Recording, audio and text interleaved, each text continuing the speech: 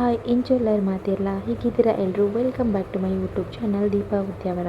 ನಾನು ಇವತ್ತಿನ ವಿಡಿಯೋದಲ್ಲಿ ಕುಚ್ಚಲಕ್ಕಿ ಅನ್ನ ಅಥವಾ ಬಾಯ್ಲ್ಡ್ ರೈಸ್ನ ಸಿಟಿನಲ್ಲಿರೋರು ಅಥವಾ ಬೇರೆ ದೇಶದಲ್ಲಿರೋರು ಯಾವ ರೀತಿ ಪರ್ಫೆಕ್ಟಾಗಿ ಊರಲ್ಲಿ ಮಾಡೋ ಥರನೇ ಮಾಡ್ಬೋದು ಅಂತ ಹೇಳ್ಕೊಡ್ತಾ ಇದ್ದೀನಿ. ನಾನಿವತ್ತು ಅನ್ನ ಮಾಡೋದಕ್ಕೆ ಈ ಬಟರ್ಫ್ಲೈ ಅವರ ಚೈನಾ ಪಾಟ್ ಅಥವಾ ರೈಸ್ ಪಾಟ್ನ ಯೂಸ್ ಮಾಡ್ತಾ ಇದ್ದೀನಿ.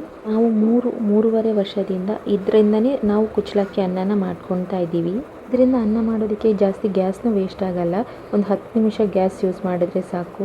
ಇದರಿಂದ ಅನ್ನ ಮಾಡೋದ್ರಿಂದ ಅನ್ನ ಅಂಟಂಟು ಆಗಲ್ಲ. ಆಮೇಲೆ ಬಿಡಿಯಾಗಿ ಅನ್ನ ಬರುತ್ತೆ.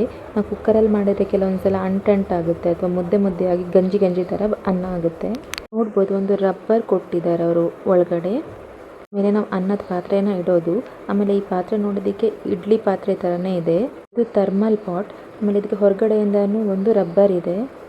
ಇವಾಗ ಇದರಲ್ಲಿ ಯಾವ ರೀತಿ ಅನ್ನ ಮಾಡೋದು ಅಂತ ಹೇಳ್ಕೊಡ್ತೀನಿ. ಇಲ್ಲಿ ಈ ಕುಚ್ಚಲಕ್ಕಿನ ತಗೊಂಡಿದ್ದೀನಿ.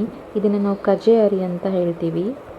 ಇದನ್ನು ತುಂಬ ಸರಿ ಅಂದರೆ ಒಂದು 5ರಿಂದ 6 ಸರಿ ಚೆನ್ನಾಗಿ ಕೈಯಿಂದ ಹಿಚ್ಕಿ ತೊಳಿಬೇಕು. ಅಂದರೆ ನಾರ್ಮಲಾಗಿ ನಾವು ವೈಟ್ ರೈಸೇ ಊಟ ಮಾಡೋರಾದರೆ ಅವ್ರಿಗೆ ಈ ಅನ್ನ ಸ್ವಲ್ಪ ಸ್ಮೆಲ್ ಅಂತ ಅನಿಸುತ್ತೆ. ಅದಕ್ಕೆ ಚೆನ್ನಾಗಿ ಇದನ್ನ ತೊಳ್ಕೊಬೇಕು. ಆಮೇಲೆ ಇಲ್ಲಿ ಇನ್ನೊಂದು ಪಾತ್ರೆಯಲ್ಲಿ ನಾನು ನೀರು ಬಿಸಿಗಿಟ್ಟಿದ್ದೀನಿ. ಚೈನಾ ಪಾಟ್ ಜೊತೆನೇ ಅವರು ಈ ಥರ ಒಂದು ಅನ್ನ ಮಾಡೋದಕ್ಕೊಂದು ಪಾತ್ರೆ, ಆಮೇಲೆ ಅದಕ್ಕೊಂದು ಮುಚ್ಚಳ ಕೊಡ್ತಾರೆ. ನಾನು ತಗೊಂಡಿರೋ ಪಾತ್ರೆ 1/4 kg ಅಷ್ಟು ರೈಸ್ ಮಾಡ್ಕೋಬೋದು. ಅವ್ರು 2 kg ಅಂತ ಕೊಟ್ಟಿದ್ದಾರೆ, ಆದರೆ ಇದರಲ್ಲಿ 1/4 kg ಅಷ್ಟೇ ಆಗೋದು. ಹಾಗೆ ಇದರಲ್ಲಿ 1 kg ಪಾತ್ರೆನೂ ಬರುತ್ತೆ. ನೀವು ಎಷ್ಟು ಜನ ಇದ್ದೀರಾ ಅಂತ ನೋಡ್ಕೊಂಡು ತಗೋಬೇಕು. ನೀರು ಕುದಿದ ಮೇಲೆ ಇದಕ್ಕೆ ನಾನು ತೊಳೆದಿರೋ ಅಕ್ಕಿನ ಹಾಕಿ ಒಂದ್ಸಲ ಚೆನ್ನಾಗಿ ಮಿಕ್ಸ್ ಮಾಡ್ಕೊತೀನಿ. ಇದನ್ನು ಒಂದು 10 ನಿಮಿಷ ಹಾಗೆ ಕುದಿಯೋದಕ್ಕೆ ಬಿಡಬೇಕು. ಬೇರೆ ಊರಲ್ಲಿರೋರು ಯಾರೆಲ್ಲ ಬಾಯ್ಲ್ಡ್ ರೈಸ್ ಮಿಕ್ಸ್ ಮಾಡ್ಕೊತಿದ್ದಾರೆ ಅವರು ಈ ಪ್ರಾಡಕ್ಟ್ನ ಯೂಸ್ ಮಾಡ್ಕೊಂಡು ಬಾಯ್ಲ್ಡ್ ರೈಸ್ ಮಾಡ್ಕೋಬೋದು. ಪ್ರೈಸೂ ಅಷ್ಟೇ 3000-4000ದಿಂದನೇ ಸ್ಟಾರ್ಟ್ ಆಗುತ್ತೆ. ಇವಾಗ ಇದು ಕುದಿಯೋದಕ್ಕೆ ಸ್ಟಾರ್ಟ್ ಆಗಿ ಒಂದು 10 ನಿಮಿಷ ಆಯಿತು. ಸ್ವಲ್ಪ ಮುಚ್ಚಳನ ಓರೆ ಮಾಡಿ ಮುಚ್ತೀನಿ. ಇದು ಕುದಿಯೋ ತನಕ ನಾವೇನಾದರೂ ಬೇರೆ ಕೆಲಸ ಇದ್ರೂ ಮಾಡ್ಕೋಬೋದು. ಅದರ ಹತ್ರನೇ ನಿಂತ್ಕೋಬೇಕಂತ ಏನಿಲ್ಲ. ನಿಮಿಷ ಆದಮೇಲೆ ಇದನ್ನು ನಾನು ಥರ್ಮಲ್ ಪಾಟ್ ಏನು ಕೊಟ್ಟಿದ್ದಾರೆ ಅದರ ಒಳಗೆ ಇಟ್ಟು ಈ ಥರ ಮುಚ್ತಾ ಇದ್ದೀನಿ. 2 ಅವರ್ ಬಿಟ್ಟು ನಾನಿವಾಗ ಇದನ್ನ ಓಪನ್ ಮಾಡಿ ತೋರಿಸ್ತೀನಿ. ನೋಡಿ, ಇವಾಗ ಇಲ್ಲಿ ಅನ್ನ ಎಷ್ಟು ಚೆನ್ನಾಗಿ ರೆಡಿ ಆಗಿದೆ.